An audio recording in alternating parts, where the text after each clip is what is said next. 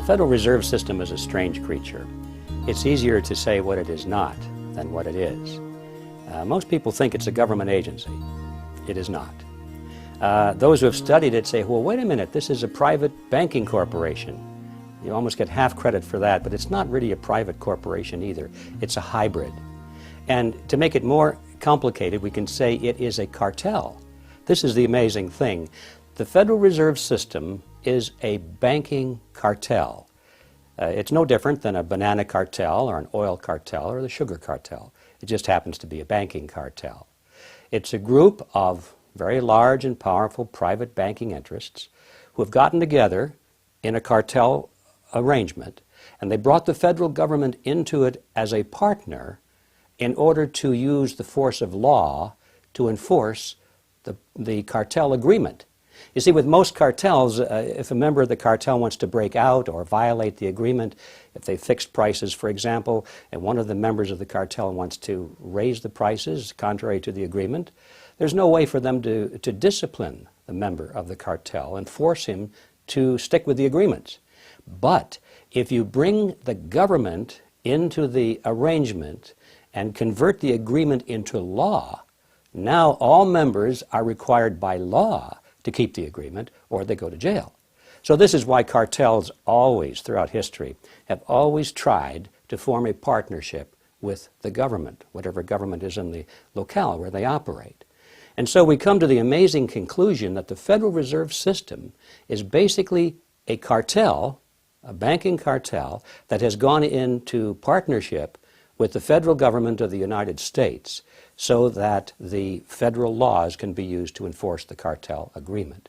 Now that's a real shock. It was to me because, you know, when I started in this process of research, I thought, like most people, that the Federal Reserve was an agency of the government and that it was formed to protect the people, to protect you and to protect me and to stabilize the economy and to make sure that we didn't have much inflation or unemployment or all these bad things. And you know, when the chairman of the Federal Reserve comes before Congress or before the television cameras and he's asked to explain why they raised the interest rates this month or why they lowered them or whatever they did, the chairman always says, well, we did it for you folks. We did it in order to cool down the economy or to stimulate the economy or to create more jobs or whatever. It's always expressed in terms of, we did it for you folks. It wouldn't go too well if they said, well, we really did it because it helped the banks. People would say, what did he say? You know, but you can imagine the head of the banana cartel saying, well, why did you raise the price of bananas this month? Well, we did it for you folks to make sure that that there would be enough stimulus in the economy that we would always have bananas, you see. Anyway, back to the question. What is the Federal Reserve System? It is a cartel, and it's a hybrid organization. There are very few like it in existence. It seems to have some of the characteristics of a government agency because the government is involved, and it seems to have some characteristics of a private corporation because it's actually owned by private banks. But it's neither of the two. It's a hybrid. And when it comes to ownership, for example, the member banks actually own the Federal Reserve System, but those certificates of ownership do not carry the usual prerogatives of ownership. For example, the banks can't sell the shares. If you can't sell something, you don't really own it. And they can't even vote for their board of directors, you see. So what's this ownership business? It's merely a kind of a facade. It's a name. It's a word they give to it. Well, it's owned by the banks, but in reality, it is really a hybrid. It's a cartel that operates under the protection of the federal government, and the government has given it a monopoly, a virtual monopoly, to create the nation's money supply. Now, I have no doubt that the members of the Federal Reserve System, the banking cartel, want to see the economy as strong as possible. They don't want to kill the goose that laid the golden egg. But you can be sure that when there is a conflict between the advantage of the cartel or the purposes of the nation at large, there has to be no choice. They always go for the purpose of the cartel because that is who they are. That is who employs them. That's where their money comes from. That's the reason for being. Now, the purpose of the Federal Reserve System really is to protect the large member banks from competition and to preserve their profit margins. And as we've seen in late, when some of the banks get into trouble, the purpose of the Federal Reserve System comes to the fore, which is to pass on the losses of the banks to the taxpayers. They do this through Congress, generally. Remember, Congress is a partner with the Federal Reserve System. And they go to Congress and they say, well, the banks are in trouble. Now, we don't want the banks to fold because that would be bad for the economy, right? That would be bad for you folks. And so, since it's for you folks that we're doing this, the congressmen kick in the extra money to bail out the banks, to guarantee the loans, to guarantee the interest payments from the countries that are going bankrupt and can't make their interest payments to the bank and so forth, whether it's Mexico or China or Russia or some country in Africa or Asia.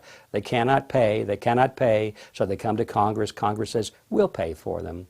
And it seems like it's a humanitarian thing, when in reality, all they're doing is transferring tax dollars from you and from me to these countries so they can continue to make interest payments to the banks, so the banks don't have to write off these loans as bad loans. So that's another purpose of the Federal Reserve System, is to pass off the losses of the cartel members to the taxpayers. And most people don't realize that, but when you see how it has operated over the years, it's very clear.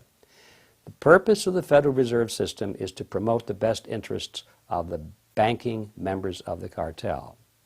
So what we have here is a banking cartel which has gone into partnership with the federal government, and they've used this cozy relationship so that the government has given the banks the power to create the nation's money supply.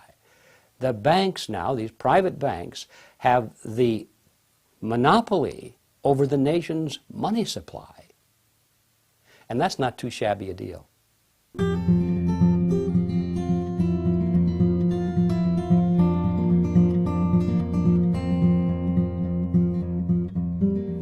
When I first became interested in the topic of the Federal Reserve System, I was aware that the Fed was formed not in Washington, D.C., not in the halls of Congress or some meeting room, but it was formed on a private island off the coast of Georgia called Jekyll Island. That's the reason I called my book The Creature from Jekyll Island, because here it was a strange thing that something as important as the Federal Reserve System was created on a private island off the coast of Georgia. That aroused my curiosity. I didn't think too much about it until I got into the details of the history, and what I found was absolutely amazing. First of all, this island in those days was privately owned. It was a resort island. It was a club. They called the Jekyll Island Club. And its members were a relatively small group of billionaires from New York, people like J.P. Morgan and William Rockefeller and their business associates and their families. And they went there during the cold winter months because they wanted to get away from the ice and snow from New York. And so Jekyll Island in those days was a private resort, and they had a beautiful clubhouse there. In fact, it's still standing for anybody who wants to go there and visit it. The island has been preserved, in many of these cottages, which they called them in those days, which were the summer resort homes of the very wealthy, are still there, and you can visit them, and it's quite an example of the elegance and opulence of the turn of the century. But the key feature is the clubhouse. And the clubhouse is where this meeting took place. And I thought, isn't that strange? And I got into it and I discovered that not only did they go to this island for the meeting, but they went under conditions of great secrecy. I can assure you that very few wars of history have ever been plotted under conditions of greater secrecy than that. For example, when they went to the island, they all traveled aboard the private railroad car of Senator Nelson Aldrich. He sent his railroad car to the New Jersey Railroad Station. This was November of 1910. And he and 6 other men, who I'll describe in a moment, arrived under conditions that they were told they mustn't be seen together. They couldn't come together. They couldn't dine together on that evening. And they must avoid newspaper reporters at all costs, because in those days, newspapers